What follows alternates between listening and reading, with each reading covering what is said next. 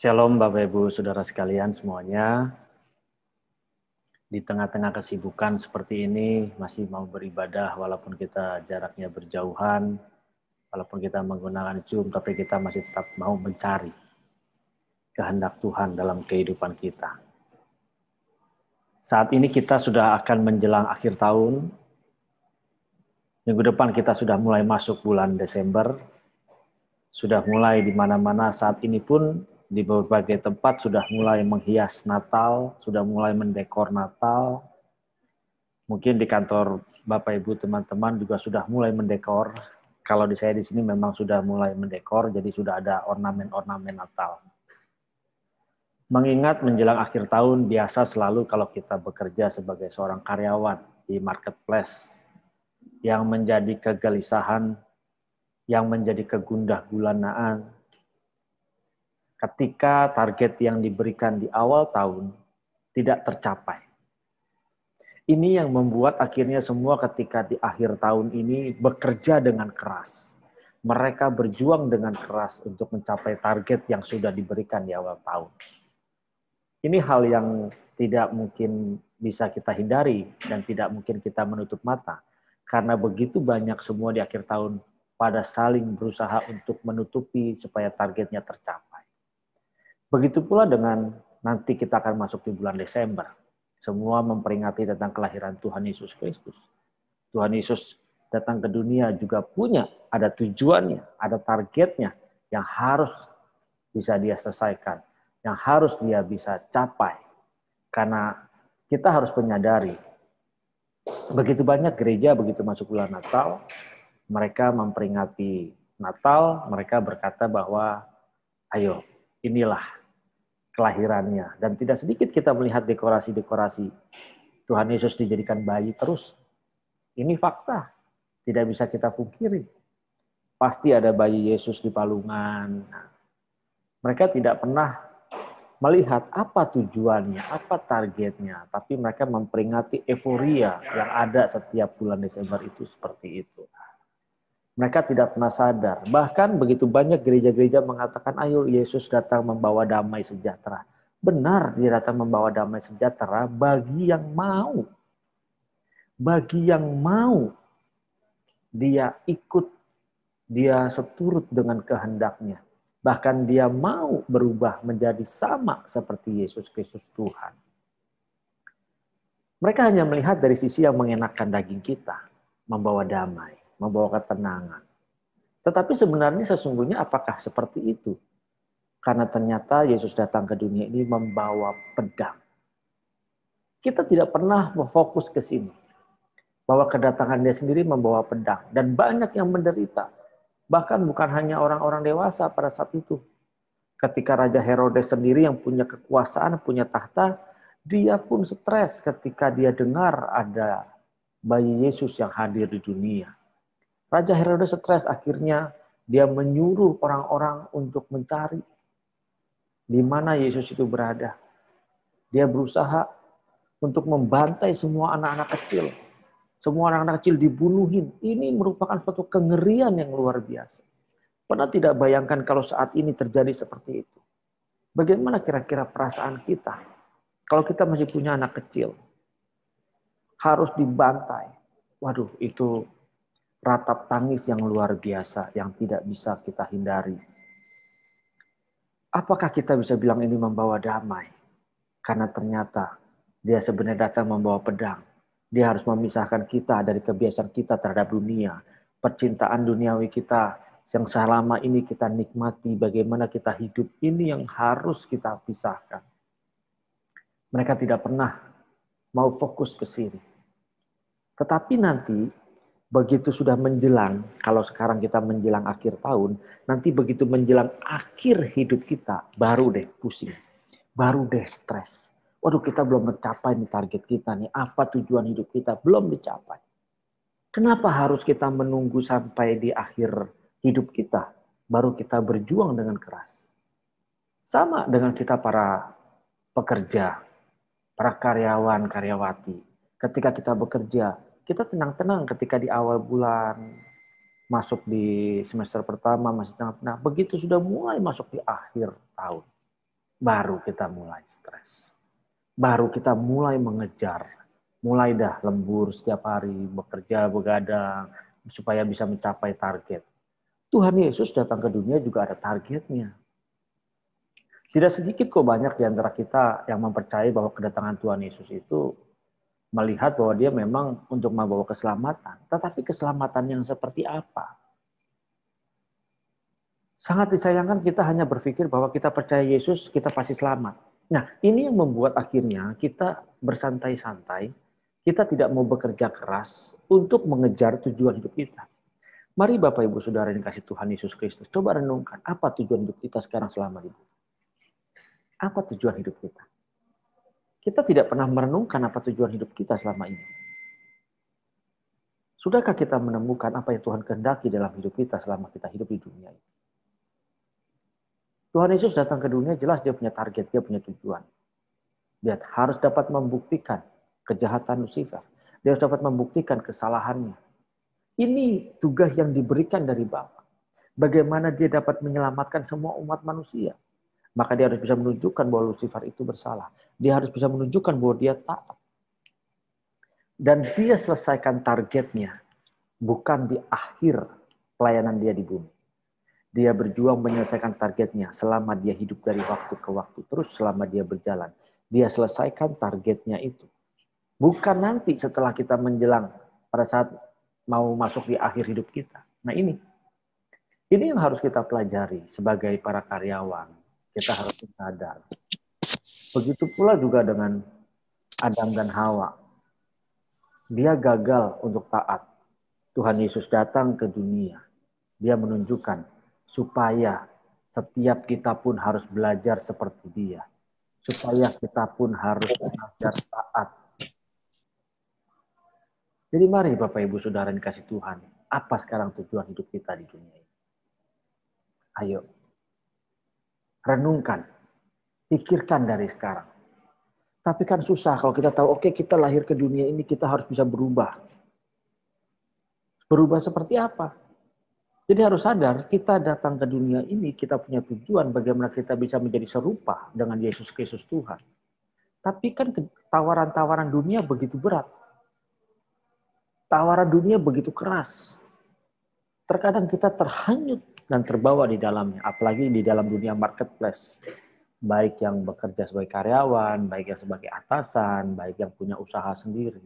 Nah, ini fakta tidak bisa kita pungkiri. Bagaimana caranya sekarang supaya kita bisa di dalam hidup kita sehari-hari terus mengalami progresif perubahan menjadi serupa dengan Tuhan kita Yesus Kristus. Jangan berpikir, oh itu hanya untuk pendeta yang ada di gereja. Oh tidak, justru sesungguhnya gesekan paling keras, perjuangan yang paling mempercepat atau mempermudah kita berubah menjadi serupa dengan Yesus Kristus Tuhan di dalam dunia marketplace. Kalau di dalam dunia gereja, walaupun ada kejahatan-kejahatan atau tidak kesesuaian dengan kehendak Bapa, masih bisa dengan mudah dihadapi. Tetapi di dalam dunia marketplace, kita berada ibaratnya di tengah-tengah arus dunia yang begitu keras, yang begitu kencang, yang membawa kita ketika kita tidak berpegangan teguh dengan kehendak Bapa, ketika kita tidak berpegang teguh dengan keinginannya, maka kita pasti terseret. Kita lepas satu tangan aja, kita sudah terseok-seok. Kita pegang dua tangan saja, kita berjuang dengan keras supaya tidak terbawa arus air dari dunia ini. Apalagi kita lepas dua-duanya. Kalau kita lepas pegangan kita kepada kehendak Bapa, kepada firman-Nya, kepada kebenarannya, maka otomatis kita akan terseret oleh arus dunia ini. Yang akan bermuara kemana? Api yang kekal.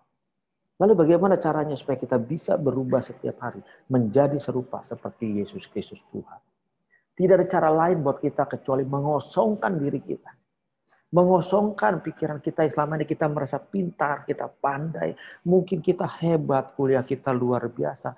Tapi ayo kita kosongkan. Mengosongkan di sini berarti kita tidak berpegang teguh kepada kepintaran kita semuanya itu. Tapi kita belajar. Jangan merasa sombong. Jangan merasa arogan. Tuhan Yesus sendiri pun mengosongkan dirinya. Karena jelas di dalam Filipi 2 ayat 7 dikatakan, melainkan telah mengosongkan diri sendiri dan mengambil rupa seorang hamba. dan menjadi sama dengan manusia. Perhatikan baik di sini, mengosongkan dirinya. Kita pun harus belajar. Tuhan Yesus punya segalanya, tapi dia merasa seperti tidak punya segalanya. Ditinggalkan semuanya tanggal. Kita mungkin punya kekayaan, kita mungkin punya kekuasaan, kita mungkin punya jabatan, kehormatan. Ayo. Semuanya itu tidak membuat kita berubah, tapi tanggalkan semuanya itu. Dan dalam keadaan sebagai manusia, ia telah merendahkan dirinya dan taat sampai mati. Bahkan sampai mati di kayu salib. Jadi tidak ada pilihan buat kita. Kita harus bisa mengosongkan diri kita. Kalau kita tidak mengosongkan diri kita, maka tidak mungkin kita dapat taat kepada kehendak Bapa. Tidak mungkin kita bisa meneladani pribadi Tuhan kita, Yesus Kristus. Ini harga yang harus kita bayar. Ini yang harus kita bayar dalam kehidupan kita. Kalau kita mau meneladani pribadi Tuhan kita, Yesus Kristus. Kalau kita mau diselamatkan, itu bukan dengan harta. Tapi ayo, kita bayar dengan kematian daging kita. Bagaimana kita menanggalkan kehormatan kita. Ibaratnya, walaupun kita tidak bersalah, tapi kita disalahkan, ya sudah kita terima. Ini memang tidak mudah. Ini memang berat. Apalagi di dunia marketplace. Sering sekali terjadi sikut-menyikut, injak-menginjak, geser-menggeser, disingkirkan. Itu sering sekali terjadi. Tetapi bagaimana kita bisa hidup di dalam kehendak Bapa? Ini yang harus kita perjuangkan. Kalau kita tidak mau mengosongkan pikiran kita, tidak mau mengosongkan diri kita, sulit. Sulit untuk kita diubahkan, ditransformasi cara hidup kita. Kita harus berjuang setiap hari. Kita harus berperang setiap hari menghadapi segala keinginan daging kita. Emosi kita, egoisnya kita, kehendaknya kita. Kehidupan yang ada di sekitar kita ini sebenarnya membuat cara hidup kita, gaya hidup kita akhirnya menjadi sama dengan dunia ini. Sadar tidak, sering sekali hidup kita ini punya moto. Motonya apa? Motonya itu adalah BPJS. Apa itu BPJS? Budget pas-pasan, jiwa sosialita. Kita nggak punya duit, yang penting penampilan. Kita nggak punya apa-apa, yang penting lifestyle kita. Nah ini gaya hidup dunia. Dan kita tidak pernah sadar kita terjebak di dalamnya. Kita terseret di dalamnya. Mari kita harus belajar menaklukkan pikiran kita. Tanpa kita menaklukkan pikiran kita, paradigma kita tidak diubahkan. Sulit buat kita untuk meneladani pribadi Yesus Kristus. Sulit untuk kita mengenakan karakternya di dalam kehidupan kita. Ini perjuangan yang harus Bapak Ibu Saudara semua bersama dengan saya kita lakukan setiap hari. Taklukkan pikiran kita. Ini peperangan kita. Setiap orang mungkin berbeda-beda apa yang harus ditaklukkan di dalam pikirannya. Tetapi secara umum, pikiran kita ini yang menyetir, yang mengendalikan apa yang kita jalani dalam kehidupan kita. Mungkin di kantor tidak kelihatan kita bisa ambil korupsi dikit-dikit. Kita ambil pulpen kantor, kita bawa pulang. Itu korupsi. Kita mengkorupsi waktu kerja kita. Itu korupsi. Nah, ini yang harus kita sadari. Kita perangi paradigma yang salah di dalam kehidupan kita. Kita harus mulai menyadari semua ini. Di dalam 2 Korintus 10 ayat 4 dikatakan begini. Karena senjata kami dalam perjuangan bukanlah senjata duniawi, melainkan senjata yang diperlengkapi dengan kuasa Allah yang sanggup untuk meruntuhkan benteng-benteng. Kami mematahkan setiap siasat orang dan merubuhkan setiap kubu yang dibangun oleh keangkuhan manusia untuk menentang pengenalan akan Allah. Kami menawan segala pikiran dan menaklukkannya kepada Kristus. Ingat, kita harus menawan pikiran kita. Ini landasan pacu yang luar biasa. Disinilah tempat bermuaranya pikiran-pikiran dari pikiran iblis yang disuntikan, dari pikiran Tuhan, dari segala pikiran diri sendiri, dan bahkan dari duniawi ini. Ayo taklukkan, bawa kepada Tuhan. Tanpa kita menaklukkan ini sumbernya. Ketika kita berpikir hal-hal yang tidak baik, maka kita akan melakukan hal-hal yang tidak baik. Ketika kita berpikir jahat tentang orang lain, maka kita sudah mencap orang itu jahat, maka kita bersikap dan berperilaku kepada orang itu dengan sikap yang jahat, yang tidak berkenan di hadapan Bapa. Mari Bapak Ibu Saudara sekalian semuanya, ayo kosongkan diri kita. Jangan kita pegang teguh apa yang kita miliki. Lepaskan semuanya. Kita harus menyadari bahwa kita tidak bisa membeli waktu hidup kita. Siapa yang bisa membeli waktu hidup kita sekarang kita sudah di ujung akhir tahun? Siapa yang yakin besok masih hidup? Siapa yang yakin nanti malam masih hidup? Bagaimana mungkin kita bisa berkata nanti tahun depan? Iya kalau kita masih hidup. Ayo kita pikirkan hari ini adalah hari terakhir hidupku. Hari ini adalah hari terakhir kita berjuang untuk menjadi serupa Yesus Kristus Tuhan. Jadi setiap hari kita maksimalkan hidup kita.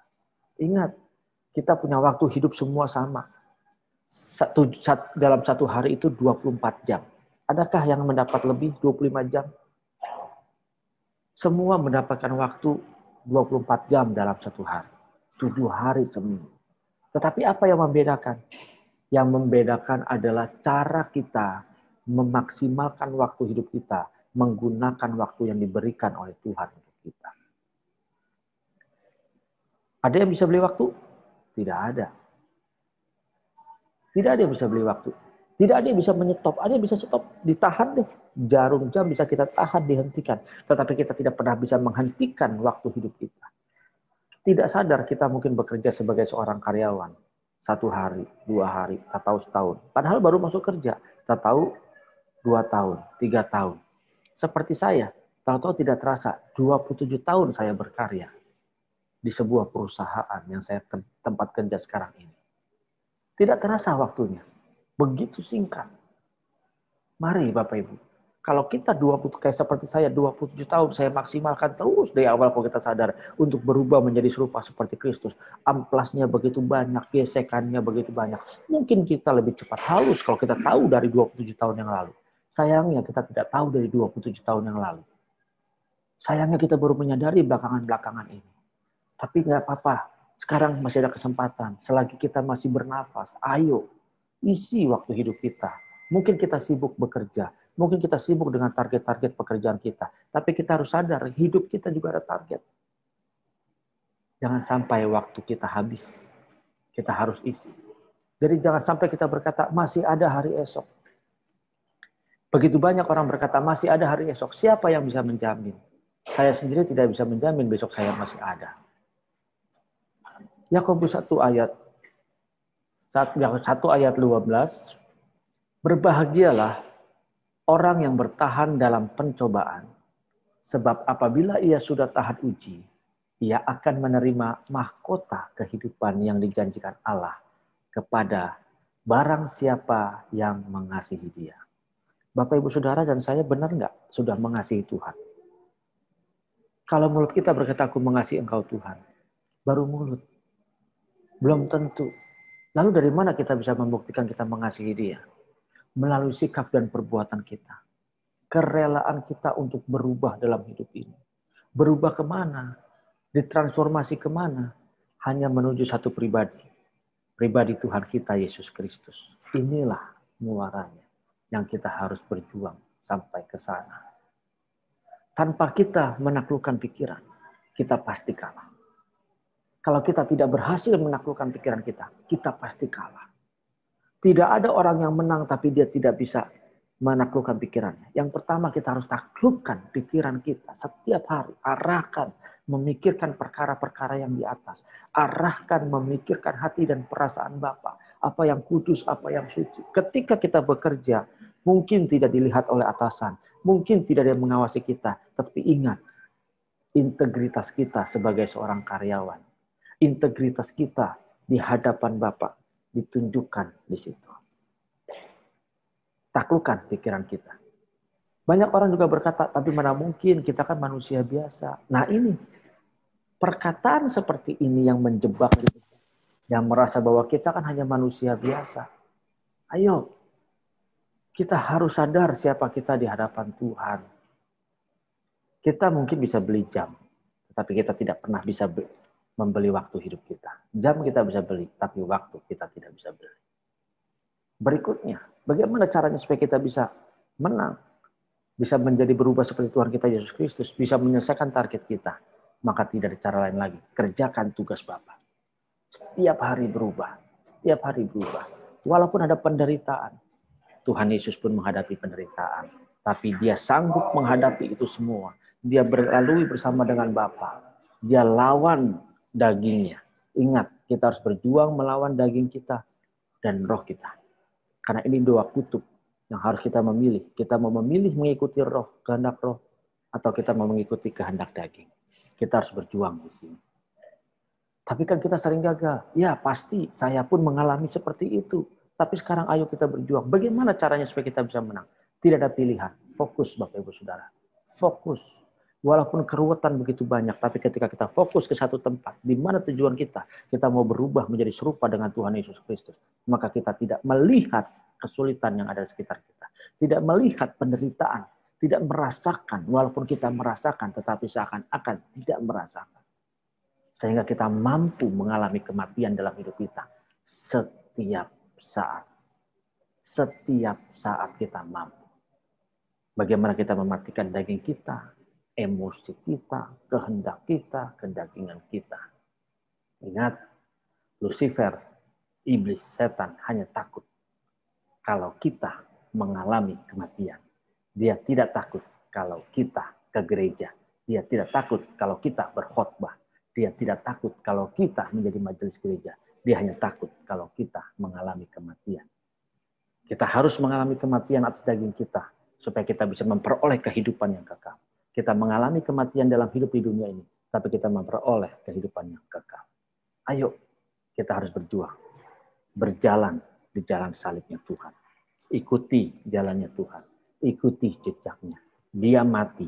Dia menang atas dagingnya. Dia menang atas musuhnya. Dia bisa memenangkan semua itu. Maka Bapak Ibu Saudara dan saya, kita pun pasti bisa. Di tengah-tengah kesibukan kita sebagai seorang karyawan, kita pasti bisa memenangkan semuanya. Tuhan Yesus Kristus memberkati. Amin.